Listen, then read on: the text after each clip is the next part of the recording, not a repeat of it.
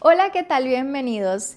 En el panorama de la historiografía teatral mexicana, la obra El teatro de ayer en mis recuerdos de Margarita Mendoza López representa una inflexión singular. No se trata de una historia del teatro convencional, fundada en cronologías documentadas o estudios comparados, sino de un relato híbrido donde la memoria personal se convierte en una herramienta para construir una cultura escénica viva, íntima y afectiva. Este video no propone una lectura historiográfica de ese texto, entendiendo que su valor reside no en la exhaustividad del texto, sino en la activación de una sensibilidad que conecta experiencia, historia y subjetividad. Nos preguntamos, ¿qué tipo de historia construye Mendoza López? ¿Qué lugar ocupa su voz femenina en la construcción de la memoria escénica? ¿Cuáles son los alcances y límites de su mirada? Antes de adentrarnos en el análisis, te invito a un recorrido por los contenidos del libro.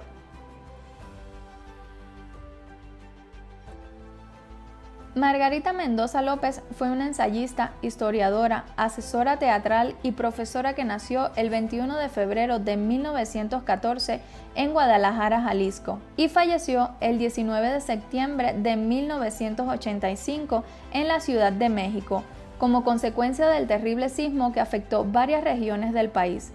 Fue una destacada investigadora y promotora del teatro mexicano, quien además ocupó diversas responsabilidades en la gestión de instituciones culturales, siendo, entre otras, directora de la Escuela Nacional de Arte Teatral y del Centro de Investigación Teatral Rodolfo Usigli. Cuenta con una valiosísima obra publicada, con títulos como Primeros renovadores del teatro en México, Rosas blancas con tus recuerdos, En una tierra rodeada de mares, José Rojas Garcidueñas, El hombre, o Catálogo de Teatro Mexicano, obra que dejara inconclusa tras su muerte. A diferencia de las grandes historias del teatro sustentadas en archivos, fechas y categorías analíticas, Mendoza López propone un enfoque memorialista, donde la primera persona no es un recurso literario, sino una posición epistemológica. En este sentido, su método se sitúa más cerca de una microhistoria emocional que narra desde lo cotidiano, desde los márgenes de lo institucional. Como señala la autora en varios pasajes, el teatro se respira en casa, y ese aire escénico se transforma en atmósfera narrativa, donde el testimonio sustituye la cita erudita y el recuerdo reemplaza al documento. Lejos de restarle valor, esta subjetividad construye una forma legítima de historiografía, una historia vivida, donde el acontecimiento se filtra a través del cuerpo, la voz y el afecto. La historiadora no es aquí una analista exterior, sino una heredera del espacio teatral, y ese legado se transmite por vía oral, por objetos significantes, programas, joyas, imágenes y por redes familiares. Su madre, sus tías, sus amistades con actrices y figuras del medio. Yo nací en la calle de Donceles, muy cerca del Teatro Principal y del Teatro López, y en mi casa se habla de teatro con naturalidad, como de esas cosas cotidianas. Uno de los aportes más valiosos del libro reside en su enfoque genealógico desde lo femenino.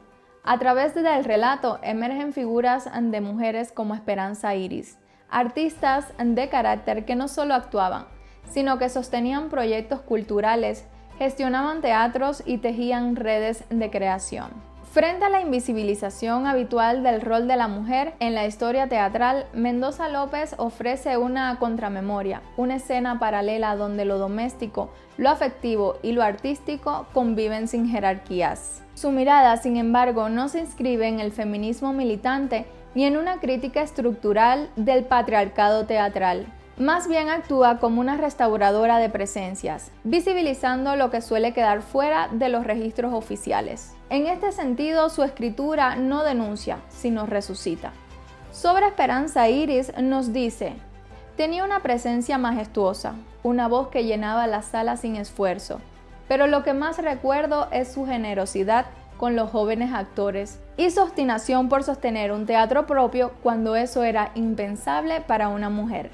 Aunque el texto es valioso como memoria afectiva, presenta limitaciones si se asume como fuente única de investigación histórica. La ausencia de referencias cruzadas, citas precisas y documentación archivística lo aleja de una historiografía sistemática. Pero el problema no es la falta de método, sino el tipo de verdad que persigue. no busca la verificación empírica, sino la construcción sensible de un mundo que ya no está. Desde la teoría de la historia, podríamos decir que Mendoza López practica una historia de lo sensible a modo de Benjamin, una historia menor a modo de Deleuze y Guattari, o una historia testimonio que, como la propuesta por Carlo Ginzburg en El queso y los gusanos, se enfoca en una única perspectiva para explorar una constelación cultural más amplia.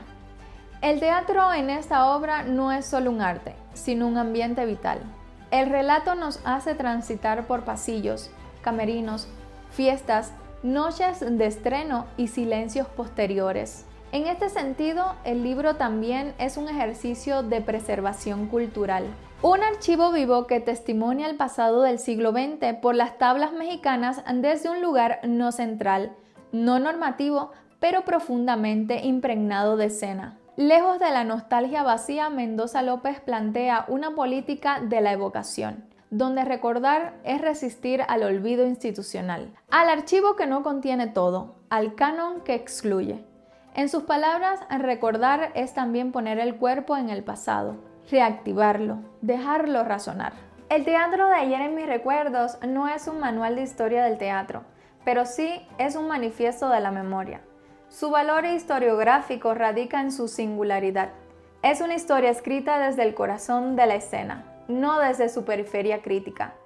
En una época donde las historias oficiales tienden a lo cuantificable, lo sistemático y lo académico, la voz de Mendoza López recuerda que la historia también es afecto, piel, transmisión oral y gesto. Su libro es, en este sentido, un documento vivo, no porque reproduzca hechos verificables, sino porque insiste en que el teatro también ocurre en la memoria y que esa memoria merece ser escuchada.